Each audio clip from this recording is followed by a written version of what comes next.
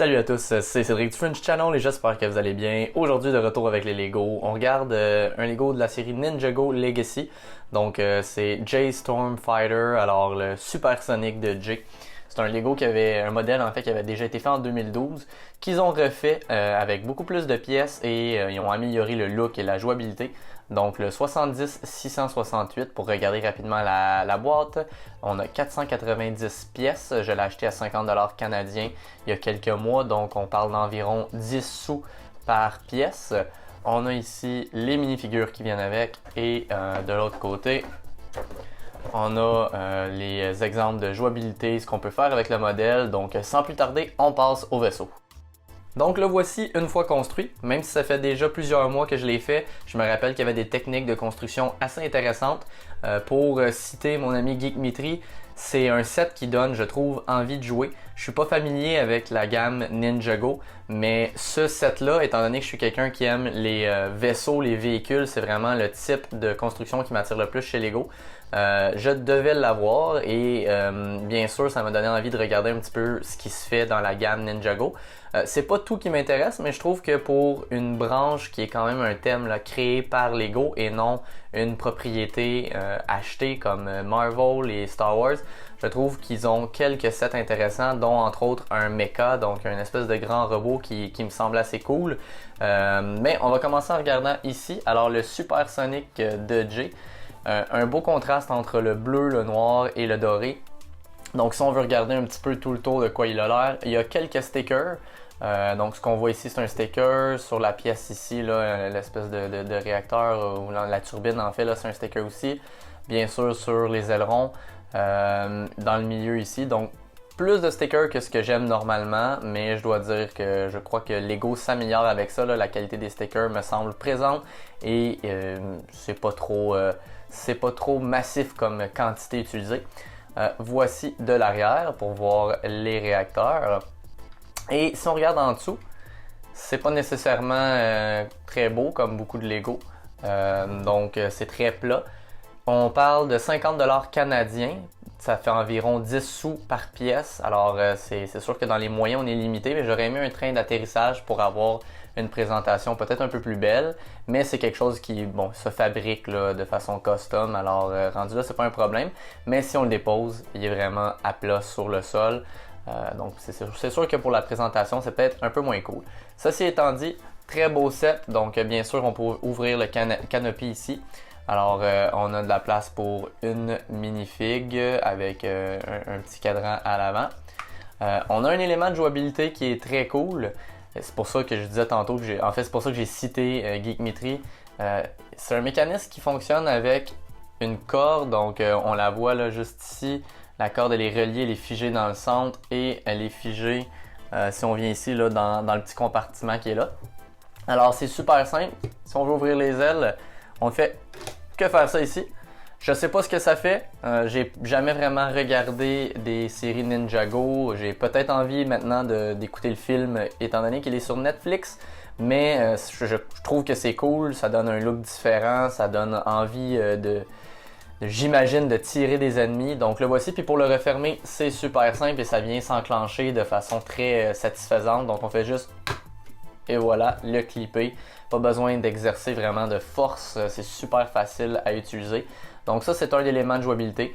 L'autre élément bien sûr c'est les typiques rayons laser là, qui fonctionnent avec les ressorts. Alors on fait juste peser dessus et le projectile s'envole. C'est assez puissant, c'est pour ça que je pense que je vais arrêter de le faire en vidéo, mais ça vous donne une idée, il y en a un de chaque côté. Donc un autre ajout à la jouabilité. Donc je pense que dans l'ensemble c'est un très beau set de Ninjago. Peut-être qu'éventuellement j'essaierai d'étendre un peu ma collection dans cette gamme-là, mais je suis vraiment satisfait de ce set-là. On va aller voir tout de suite les minifigures. Donc les voici, si je me fie à la boîte en ordre, on a bien sûr Jay, le propriétaire, ou en tout cas le pilote du Supersonic. On a ici Pitar, désolé si jamais vous écoutez les séries Ninjago et que je prononce ça mal. Ici on a un petit élément de décor qui supporte une espèce d'arme qu'on peut mettre aussi dans les mains à Jay. Ensuite ici on a l'achat et finalement on a Nia, donc il semble y avoir deux héros, deux méchants. Donc si on prend le temps de les regarder une par une, Alors voici Jay. Donc un bel imprimé sur les jambes et sur le torse. À l'arrière, on a encore d'autres symboles, d'autres logos avec encore la couleur dorée qui est utilisée. Si on enlève son masque, on a ce visage-là ici qui semble un peu contrarié. Et on a un visage un peu joyeux, un peu naïf de l'autre côté. Donc c'est ça pour Jay.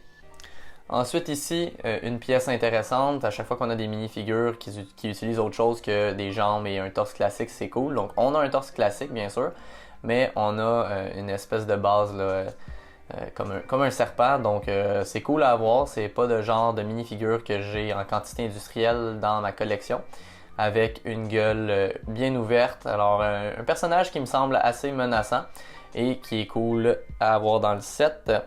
Pour prendre un moment pour regarder l'élément de décor, donc le voici, on a des serpents de chaque côté, on a l'arme ici là qu'on peut vraiment simplement aller décrocher et mettre dans les mains d'une des mini-figures.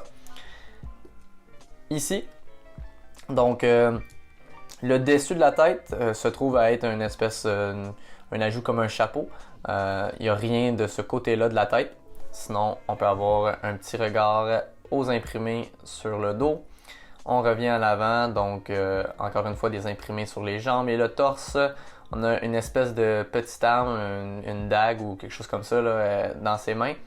Et on vient remettre le dessus, là, je sais pas trop si c'est une partie de la tête ou le chapeau, bref. Mais une autre mini-figure très cool, donc c'est des mini-figures qui sont quand même assez variées, ça rend ça assez intéressant. On va essayer de la remettre ici. Bon, on ne veut pas coopérer, et voilà. Et puis finalement, donc voyons ici l'espèce d'imprimé, la ceinture se continue sur les jambes par rapport au torse. De l'autre côté, encore un peu le même logo qu'on retrouvait sur le dos à Jay. Si on enlève le masque. Donc voici le premier visage. Et voici le deuxième visage. Et bien sûr, la minifig vient avec une arme. Donc dans l'ensemble, 4 minifigures, des armes, un vaisseau qui a de la gueule. Juste pour vous donner une idée, je vous mets ici en image le modèle de 2012. On voit que l'évolution a été très positive pour le set. Alors très content d'avoir ce modèle-là, en espérant pouvoir aller explorer un peu plus les Lego de Ninjago. Alors voilà, c'était le Supersonic de Jay de la série Ninjago Legacy. Je suis conscient que c'est pas un modèle qui vient juste de sortir, mais il était temps que je fasse ma vidéo, donc en espérant que vous avez aimé la vidéo. Si c'est le cas, laissez un petit pouce levé, ça m'aide avec les algorithmes YouTube. Et si c'est pas déjà fait, abonnez-vous au Fringe Channel pour avoir plus de reviews de Lego, de jouets et d'objets de collection en général. Et sur ça, je vous dis à la prochaine fois.